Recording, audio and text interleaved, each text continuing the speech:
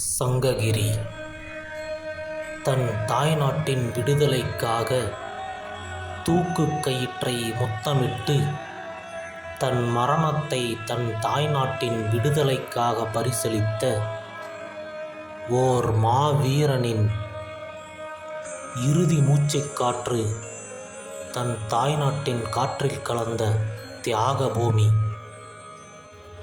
இன்று பாரத நாடெங்கும் பட்டொலி வீசி பறக்கும் பாரதத் தாயின் மூவர்ணக் கொடி வெறும் காற்றில் மட்டுமா பறக்கிறது? இல்லை, இல்லவே இல்லை. இதுபோன்ற மாவீரர்களின் மூச்சுக்காற்றில் தானே பறந்து கொண்டிருக்கிறது. தன் தாய்நாட்டு மக்களின் உழைப்பை சுரண்டி ஆங்கிலேயர்களுக்கு வரி வசூல் செய்து கொண்டு சென்ற தண்டல்காரர்களை தடுத்து நிறுத்தி அந்த வரிப்பணத்தை பிடுங்கி தன் தாய்நாட்டின் மக்களுக்கு திருப்பிக் கொடுத்த தீரன் சின்னமலையிடம் நாங்கள் வரி எங்கே என்று கேட்டால் ஆங்கிலேய அதிகாரிகளுக்கு என்ன சொல்வது என்ற கேள்விக்கு சென்னிமலைக்கும் சிவன்மலைக்கும் இடையே ஓர் சின்னமலை வந்து பறித்து கொண்டான் என்று போய் கூறு என்று சொன்ன தருணத்தில் தீர்த்தகிரி கவுண்டர் தீரன் சின்னமலை எனும் புகழ் நாமத்திற்கு சொந்தக்காரரானார். அடிமை இந்தியாவில் ஆங்கிலேயரை கண்டு அச்சப்படாத சிற்றரசுகளோ பேரரசுகளோ இல்லாத தருணத்தில் நெஞ்சை நிமிர்த்தியபடி ஆங்கிலேயர்களை எதிர்த்து நின்று போரில் வெடிகுண்டுகளை வீசி எறிந்து ஆங்கிலேயர்களை திக்குமுக்காடச் செய்த போரில் 3 முறை ஆங்கிலேயர்கள் மோதி நேருக்கு நேராக வெல்ல முடியாத சிம்ம சொப்பனமாக திகழ்ந்தார் தீரன் சின்னமலை.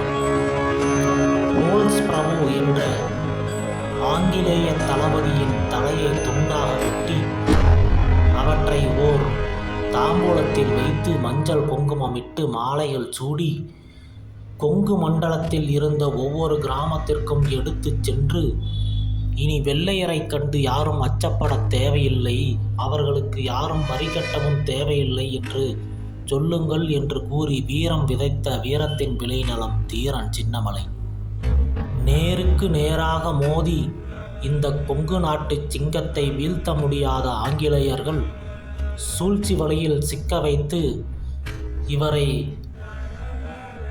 இந்த சங்ககிரி மலைக்கோட்டையின் மீது ஏற்றி தூக்கு மேடையின் முன்னிறுத்தி உன் நாட்டை உனக்கே தருகிறோம், நீயே ஆண்டுகொள், ஆனால் எங்களுக்கு வரி மட்டும் செலுத்தி அடிமையாக இருந்துவிடு என்று கூறிய ஆங்கிலேயர்களிடம் உன்னிடம் வரி கட்டி நான் அடிமையாக வாழ்வதை விட என் தாய்நாட்டின் விடுதலைக்காக என் இன்னுயிரை தருவதே மேல் என்று கூறி தானாக முன்வந்து தூக்கு கயிற்றை மாட்டிக்கொண்டு தன் இன்னுயிரை தாய்நாட்டிற்காக ஈந்த மாவீரன் தான் தீரன் சின்னமலை.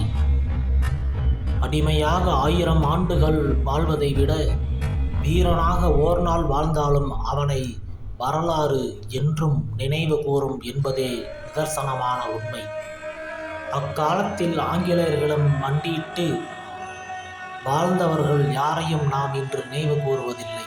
ஆனால் தீரன் சின்னமலையார் அவர்களை இன்னும் 100 ஆண்டுகள் 1000 ஆண்டுகள் அல்ல, எத்தனை ஆண்டுகள் ஆனாலும் இந்த நாடு இருக்கும் வரை, இந்த வையகம் இருக்கும் வரை அவரது நினைவுகளை நாம் மறக்க மாட்டோம். உயர்ந்து நிற்கும் இந்த சங்ககிரி மலைக்கோட்டை வானளாவ தீரன் சின்னமலையின் புகழை என்றும் சொல்லி நிற்கும் என்பது மட்டுமே நிதர்சனமான உண்மை.